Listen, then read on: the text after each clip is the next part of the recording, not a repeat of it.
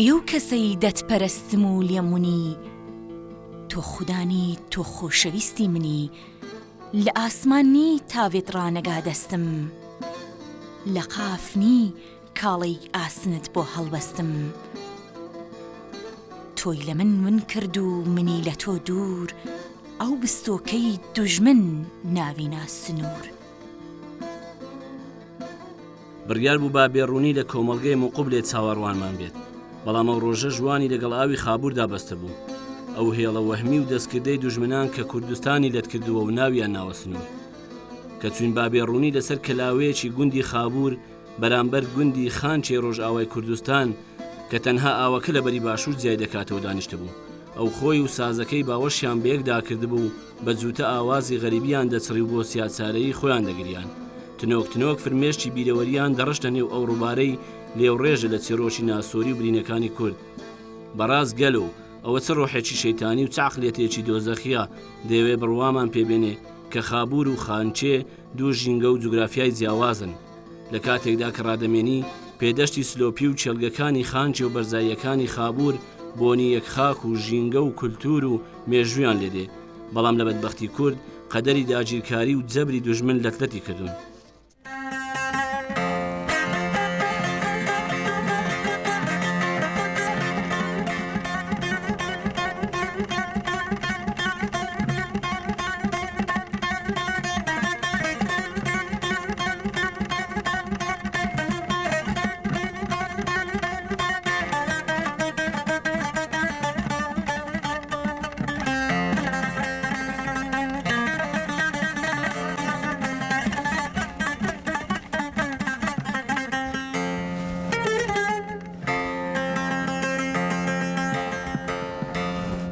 من بستيت ناخوشي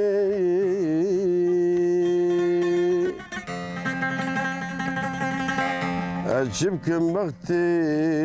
من تنبرشي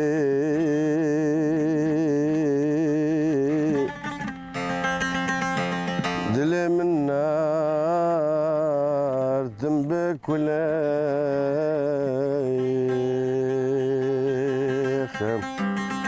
جاركنا بويا قشة من بيستيتنا خشة دلو أجبكم بختي من تمرشة دلو دلي من نهار دم بكله دلو جاركنا بويا قشة دلي من نهار دم بكله دلو جاركنا بويا قشة.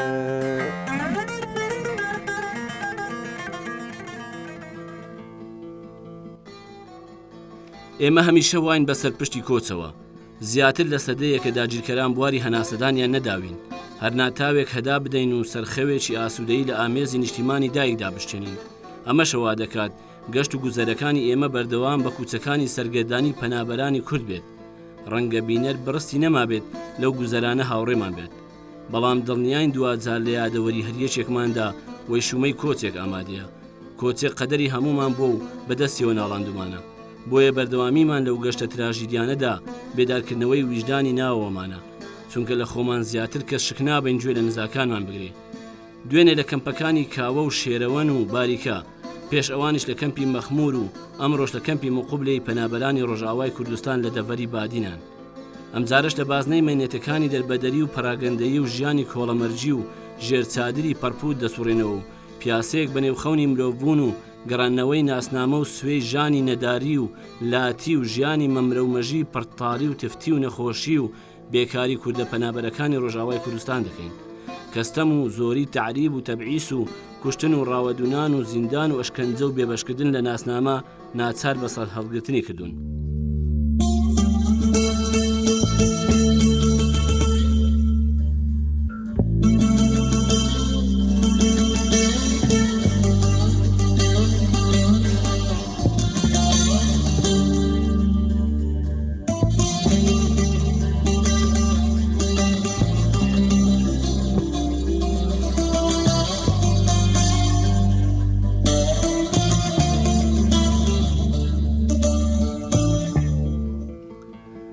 دوای ڕێکەوتن نامەی شومی لۆزان و دابەشکردنی کوردستان لەوێ ڕۆژێوە تا ئەم ڕۆژی لەگەڵدا بێت ڕژێمی سووریا جگە لەوەی دانی بە کوردستانی بوونی ڕۆژئاوای کوردستان نەناوە و سەرەتاییترین مافی بوونی مرۆیی و شوناسی هاوڵاتی بوونی بە کورد ڕەوانە بینیوە،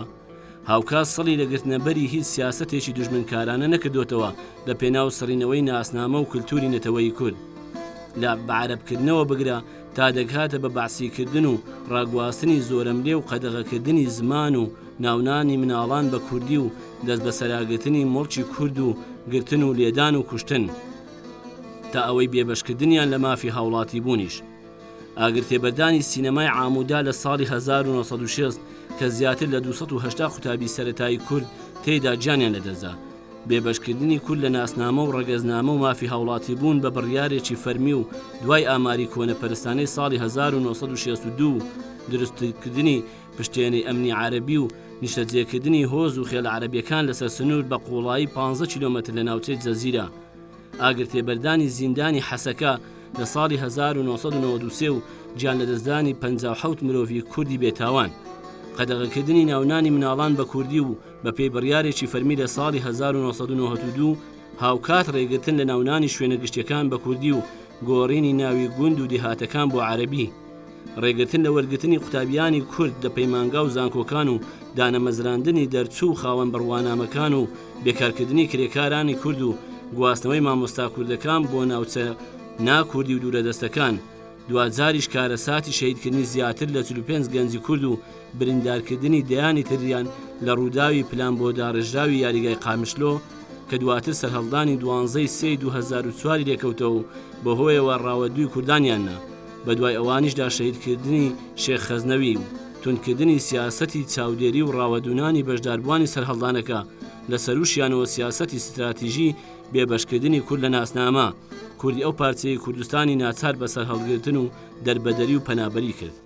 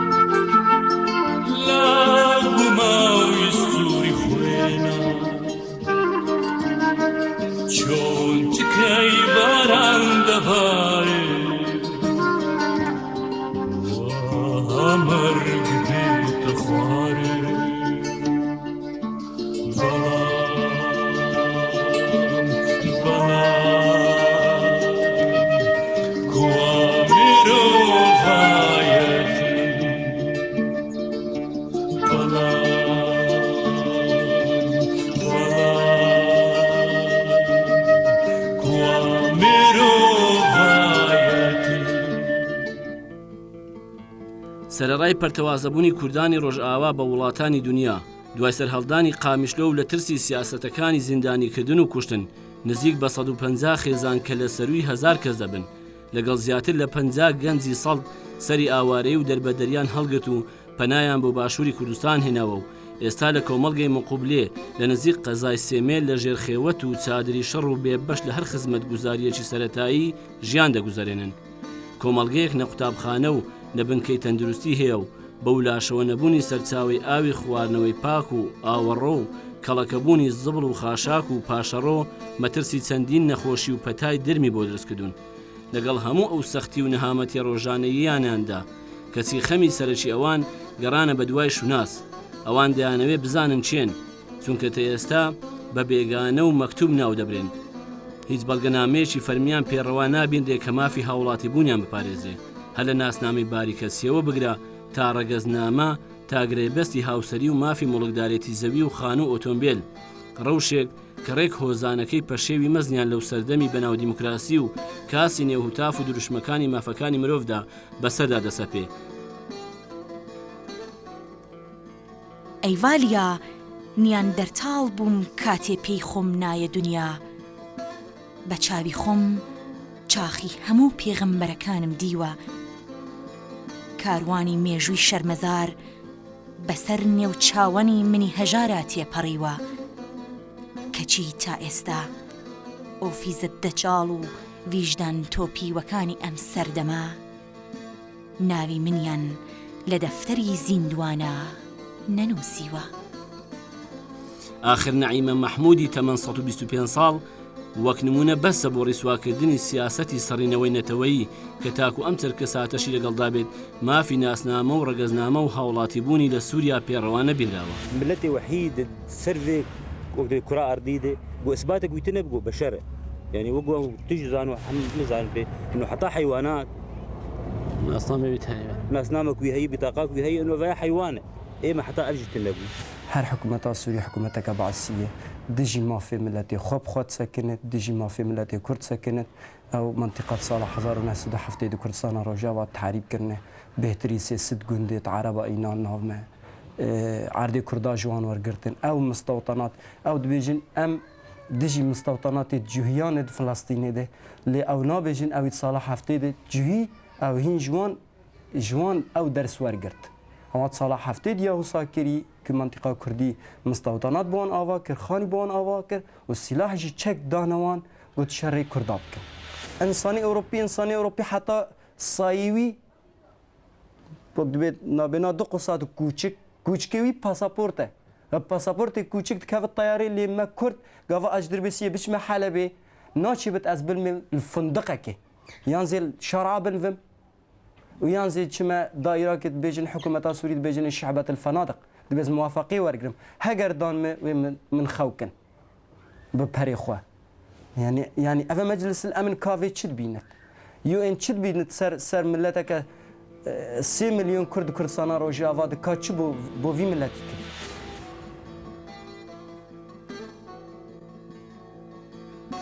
بەنابەرانی کەمپی مقوبلێ هاوکاری و پشتیوانی و بەدەنگەوە هاتنی حکوومەت و خەڵکی دەڤەری بادینان بەگشتی و هەڵوێستی سەرۆکی کوردستان و سەرۆکی حکوومەتیان بەرز نسخان تەنانەت ئاماژەیان بەوەدا ئەگەر فشاری بەردەوامی حکوومەت و پارێزگای دهۆک نەبوایە UN کە ئێستا خۆی لە داخوازیەکانیان دزیوەتەوە ئەو شڕەت سادرانەیشی بۆ دابین نەدەکردن ئەوان لە بێ هەڵوێستی و بەدەنگەوە نەهاتن و بە خاوەندە نەکەوتنی UN و بە تایبەتی کۆمیسیاری باڵای پەنابەران لە ماف و داخوازیە مرۆیەکانیان زۆر هەراسان و بێزارن. ئەوە 3 ساڵ زیاتر داواکاری پەنابەریان پێشکەش کردووە، بەڵام UN و کۆمیسیاری باڵای پەنابەران وەڵامی نەداونەتەوە و وەک پەنابەری سیاسی قبولی نەکردوون. جگە لەوەش پشتگوێی خستون و سەردانیان ناکەن. بگرە ئەو یەک دوو جارەی کە سەردانیشیان کردوون تەنها کاری ڕۆتین و بەڵێنی زارەکیان بەجێهێشتووە. ما چند جارا مطالبه کر منظمات هاتن هر منظمه باتنا وچد بي وچد خوازه وای مت گو هذا وجه الطيف وبين وتشن كرن وقوتين ومع السلامه وما انا ما وجهي وانديت يعني بلكي بحذاري منظمات بدا بس تشتك نكرن في دما وانديتي ما نظام دي تشبو يو ان بيجت تشبو اتحاد اوروبي بيجت تشبو مجلس الامن دي بيجت ملتك تشل صالي 40 مليون كرد حتى في قافي بندسته قريب دولتك وكا بحرين وقطر شست حزار مروفن بالدولة وبسينور وبعزمانه لما 40 مليون كرد ام بمافن بجنسينا باي حقوق انسانينا جبلي قومي بقر ما في انسانيه تانينا انه على اساس اب خلقانا والامم المتحده رعايتها بس للاسف نتيجه ظروف عراقي كردستان جي مزامبي جزءك او اعتبار دبه نتيجه فان ظروفها تم منظماتنا هذا الهندري كردستاني امان جريداي بشفه بشخصك ددوس سيلا اكثر ولا اقل مونتاني نازدكن انه فانا ممثلين منظمين تشتري سر ماتن افكوني هو دبينن حد المعيشه الادنى يعني بمعنى انه بعيشن انما تشتري مهمج مر نبو تشتري مهمج مر شيء انه ام ببن لاجئ لانه انسان لاجئ الجور حتى هم تعريفات حقوق الانسان دبيجن نشرت او انساني يقول شو يشركلي ورابياي انساني يقول ترسكي دلي ويذهب يقول عدي خو نكار بكي وحدود قدكر او انساني هاي دبلاجن جويتشا حتى انا كادي منظمات امريكي هات زيدي جاركي قول مجوار تقول قهدار دكرون ودشون ام وقت ام تميد بيجن وام دخوازن تخلكي خوي فيدك كير حكومات منظمات انه مساعده الكاريه مربكن انه حقي ما بقينن متحده انا القول ما بهستي انه داكتنا عراق جنوده ام دخوازن هو القضيه ما بنرن انه قضياك ملتك كامل هاتي فيدك النجنه تجاه هاتي جبول كارك يبك ونزج كار بك روج كار هينا بس اف نتيجه اف ظلم اللي بو شكشتني رفياي مزبيعي بارشتر نشتكي يعني انساني جوش بو كار به الزامبي هم كارن مل شامي كار كده ايه بس ازن هات فيدك يجبو كار بس نتيجه ظلمك المبو ازن كار دنجي خوب للمبو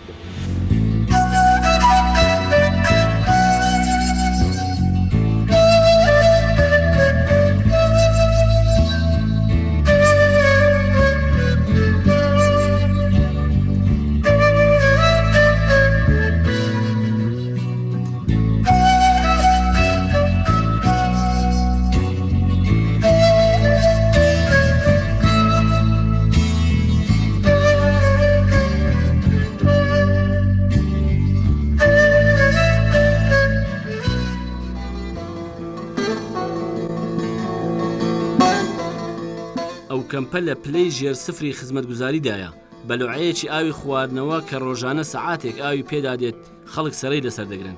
ئەوەی بەتانکەریش بۆیان دێت کەڵکی خواردنەوەی نییە نێوکوچە و تەنیشت چادر و چواردەوری کۆمەلگاکە زبڵ و خاشاک و جۆگە و گۆماوی پیس و گەنیون کە ڕەنگە لەم هاوینەدا زۆرترین نەخۆشیان بۆ بێنن تاکە یەک بنکەی تەندروستی و کادیری پزیشکی و قوتابخانەی تێدا نییە زۆرینەی گەنجیان بێکارن و ڕۆژێک کارێکیان دەست دەکەوێت و هەفتەیەک دەست بەتاڵ هەندێکیش لەو کچ و کوڕانەیان کە لە قوتابخانەی ناوەندی و دواناوەندی قوتابین بۆ خوێندن دەستنە دەهۆک لەگەڵ ئەوەشدا بێهیوان چونکە نەبوونی ڕەگەزنامە دوا ئومێدی ئایندەی زانستیان دەکوژێ و دانامەزرێن يعني 6 روح 7 روح 8 روح بآف دمان ام بآف دمان زارو كما نخشت كتن مثلا نسياري ما هبون زلامي ما تشغلين شحم بطال بون مالي بون هما يك جي زلامي متشو زاخو جبر حياه زاخو تشوفي تالي كي بنزين جي جرام بو ويدا حزار جبري كاخو بدا حياه بتشاد دكان جي تفيدت تنبو كسك ناس ناك زبوني ويتنا معمولي تنبو يعني ابدا وضعي ما بجارير نباش بو راستي هما افا قد يعني تاني جي حمل لوتي يعني مزانا ما قش ام افيد خن قلاسي مزانا افا حمل لوتي بس بخودي هما يكشي كشكي ما هن خودي شادن إسلامي ما خودي شادن هما أس خودي شادن ما تشقى طلبة كرما قوي محاولة مثلا وظيفاكي أم خدنا خد تمام كن هما إسلامي ما خودي شادي قوز محاولة كن شاشي متوسط تقديم بك تشقى محاولة كر دجارة شو حياها وليرجي وقول ما نينا وتهين لجنة تشكيل نبوي وأمنشين حبيتشكي أم زحمتي دبين اتجاهي خندني دي اتجاهي جبوك شهادة بس انا ما وركي والتصوير كرجي او قليش وبهنا ما انا حمينا خوشيه حمي جراسي ما حمي زاروكي ما امنا شينام جلكي باقجل زاروكي خاطر ويورا حمي حشا جهوك وافو جهوك وقمار وزاروكي ما طب اتيك هذا النابو جهوك بس وضعي ما كان بيقلك خرابه زور خرابه وضعي مجاريا قلك بيسا سيئه وضعي شادره قلك خرابه يعني في هافين سلمى دوري قال لك زحمة براستي وضع الدكتوراه الطبي سيء جدا يعني ما تشقوا منها حتى آلية طبي ده يعني بدن هات دكتور هاتن في قابل كسر مدناي دكتور طبي ما دكتور كسر مدناي جمهيريت كن كون دنجي ما بيجي نوا وأف دكتور سلمى دبين ووضعي كان بي قال لك زحمة آلية زبالة ده آلية وقلشة محمولني عردادة ودي نفزادة خلقي ده خلقتي الشرمت كي سرا في بسات يا ما أم قلشة قطعين نفزادة وادا بلا سوجك خلقيات الشرمة قربوش شون قلشة قطعين نفزادة ما أم طيب أم في قلشة بكده بابيجن أم دي بيجنا منظمة بابو كابو مع علاجك يمكن بيجي أقدام الجل منظمة خلاص بو يطيب ما كيف كاري في كان بيرا وحالي ما برتي دنا خوشة ولوتيا وقمارة نخوشيا بارانتي ام نخوشت كافن تشتي ما تيد حموش الدبن امشش نفسنا ام تيدنا جي مقلكي نخوشا دبي حري دبي قمار وحاجي طنقة شغل تنية زاروكن حرد زاروكن جم خلكيت شغل تيرات تشكيناكن على اساس وعد دان ما وتشتكش مرة نكرن او دبي حالي طنقدنا برنا خوش اشتر بيجي برنا خوش جار كي جارها دكتورتين تم على جاولو تني حبكة سريعة بي حبكة تشكي بسيط بيدي أنا جيت تشكي لي تني وداخوا زيامة جواق وأجي الحالة ما بنارن ومساعدة ما بكن أمج في حالي شغل بتشكي دارين بتشكي وضعي ما باش ببي يعني برنا خوش ورد بيجي عائلك الشش نفسها دفردة بعيشة ومعيشة جي قلكي زحمته يعني اشتر بيجي متشي حالكي نخوش برنا خوش بدي جانا وان ما قلت بي جانا وان تشتغل تني در شغلي أخوة در شغلي تنبت تني باش كاس قالوا هي يعني شهاده بها بخوين تو قال جي شهاده قال لك انا باش اوان تعينك كرينا تعينا بينا اي بو تعينا بس وظيفتني بو الجنسيه توظيفنا بالفيتك يعني بالجنسيه عراقيه بلدها جنسيه حواجب خلاص كنا ما حد فيتك خلاص كانوا كاس توظيفتني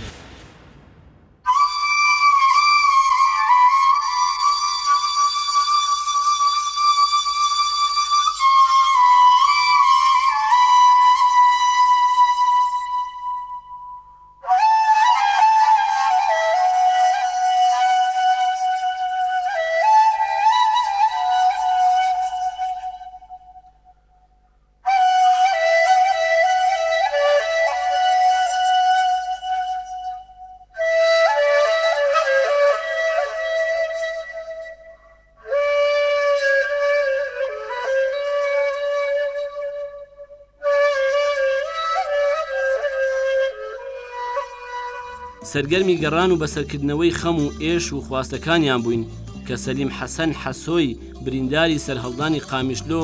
بەریئانە ڕێپێگرتین و گلەیی ئەوەی کرد کە ئەوە یەکەمین جارە چاوی کامیرا و ڕاگەیاندنی کوردی بەسەریان دەکاتەوە داوای کرد کە ئێمە ڕازگۆییانە و بە ئەمانەتەوە نەهامەتی ژیانیان بگوازینەوە و بیخەینە بەردەم لایەنە بەرپرس و پەیوەنددارەکان ئەو دەیگوت بۆ ئەوەی متمانەی پەنابەران لەدەست نەدەن وەکو خۆی و بێڕەتوش دیمەنەکانی ژیانمان نمایش بکەن ئەگەر وانەکەن گوناه و گلەی ئێمەتان باستەوە تایبەت بێ سەحەفی یعنی ئەمانەتێکی ئەو ئەمانەتانی چی ئەمانەتێکی بۆ مزداقی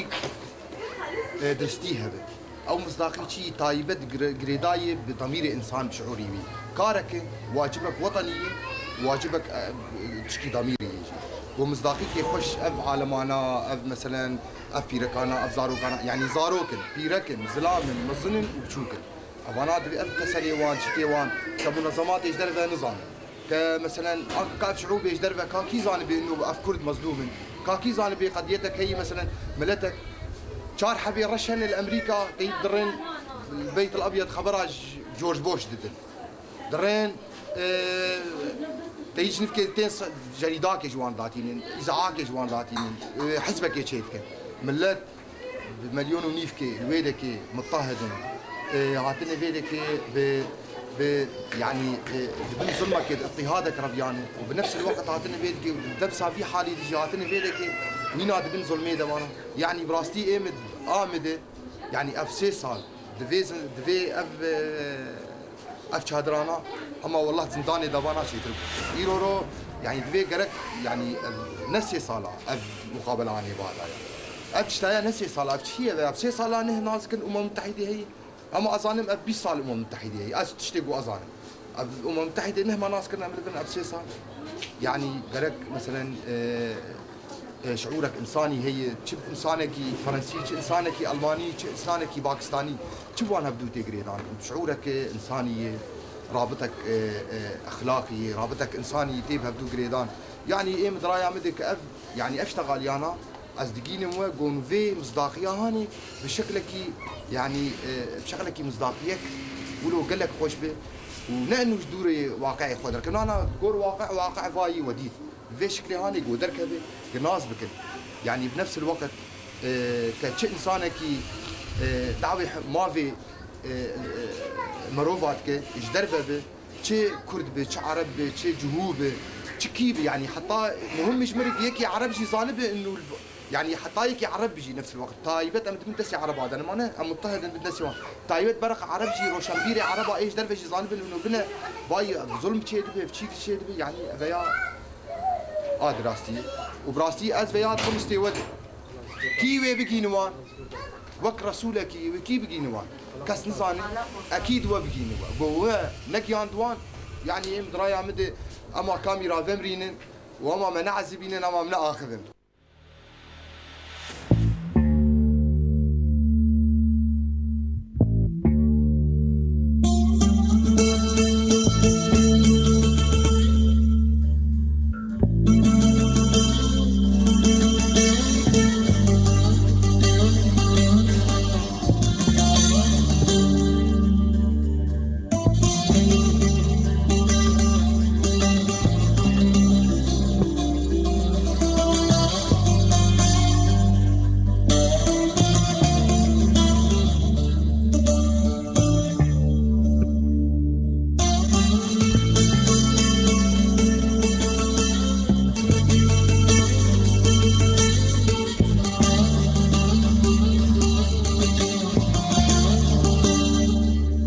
دیارە لە تەک خەمیژیان و گوزەران و سەختی ڕەوشی کەمپەکە و پێداویستی و مافەسادە و سەرەتاییەکان و خزمەتگوزاریە گرنگەکانی ڕۆژانەدا ڕێژەیەکی بەرچاوی پیر و پەککەوتە و بە ساڵاتچوو نەخۆش لە مناڵ و ژن و پیا و لەو کەمپەدا هەن کە چاوەڕێی بەدەنگەوە هاتنی لایەنە پەیوەندیدارەکانی حکوومەت و دەستی هیممەت و جوامێری خێرخوازانەی کوردان دەکەن هەر بۆ نمونە ڕۆدا و محەممەد دوو جگەرگۆشەی عەبدولباقین کە ساڵانێکە پەککەوتن و ئەویش بەو دەردی سەری و نەداریای خۆی کڵاو ڕۆژنێک شکنابات لێوە دەستی هاوکاری چارەسەرکردنی مناڵەکانی بۆ بێنێت محەممەدی تەمەن 5 ساڵەش ساڵانێکە دڵی کوونە و پێویستی بە نەسەرگەری هەیە بەڵام قەدەری دەستکورتی و نەداری بێهیوای کردووە هەروەها دڵدار سەرداری 13 ساڵان بە هەمان شێوە جیرۆدەی نەخۆشیە و بە ژوێری قسەی دکتۆر و راپۆرتە پزیشکیەکان تەنها لە دەرەوە ئومێدی چارەسەری هەیە هەر خودی ئەو ماڵە کوڕێکی تریان هەیە بە ناوی ئالان کە پۆلی شەشەمی زانستیە و ئەو دەم لەوێ نەبوو بەدەست نەخۆشی میزڵدان و ڕاڕەوەکانی میزەوە دەناڵێنێ و دەمێکە سۆندەی بۆ دانراوە چاوەڕێی دەستی دڵسۆزی وجدانێکە ئاوڕێ لێبداتەوە بەڕاستی تۆ بڵێ حکومەتی هەرێم و دەستگا تەندروستیەکانی کوردستان نەخۆشی و پەرپوتی و پەککەوتەیی مناڵە بێنازەکانی پەنابەری کورد لە کەمپەکانی مەخمور و کاوە و شێرەون و باریکە و مقبلێن کە چاوەڕێی هیممەتی کوردانە دەکەن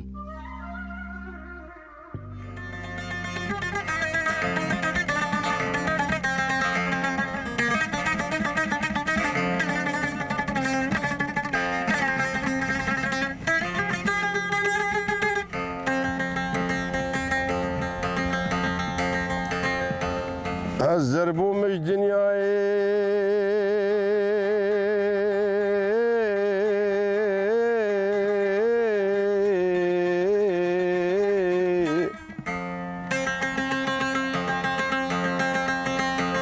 بالشين وبالزين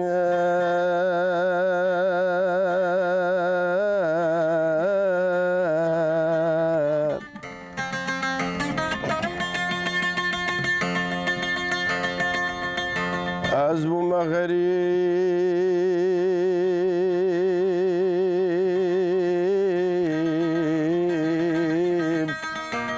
قرام درب دار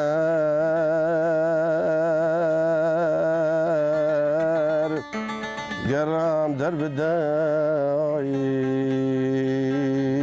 قرام درب دار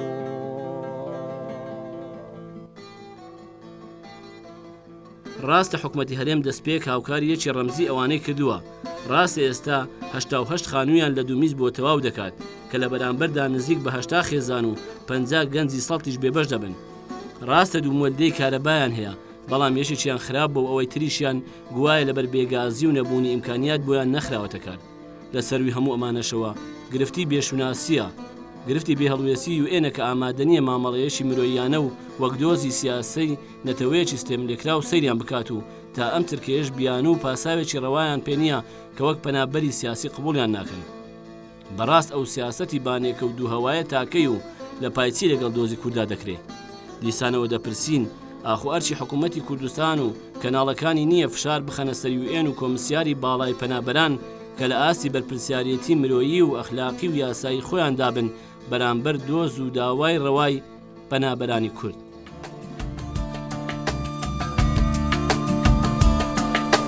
هی دیرۆکە بێبەخت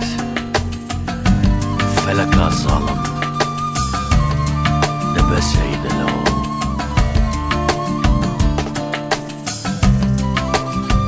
وڵاتێ من تاجە سەری